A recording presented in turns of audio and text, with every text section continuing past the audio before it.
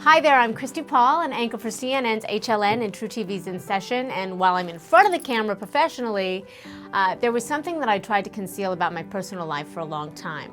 Years ago, I was in a very verbally abusive marriage, and I'll be honest, it just about broke me. I felt so worthless and so weak, and I know some of you know what it's like, whether it's abuse by a spouse or a parent or a friend or even a coworker. I mean, no one's immune.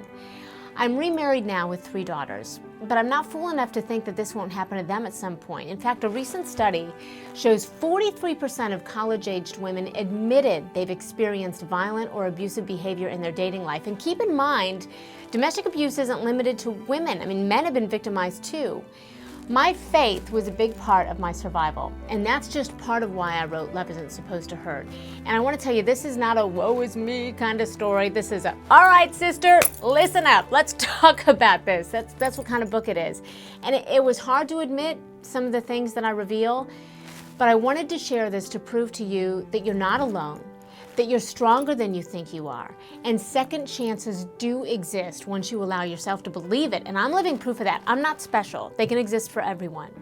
So I've detailed what I went through, as well as some pretty unconventional therapy to help us learn to value ourselves again, whether someone else out there is ever going to value us or not. In fact, there's an exercise in this book that really mirrors my own therapy, so you can do it yourself. It's really interactive.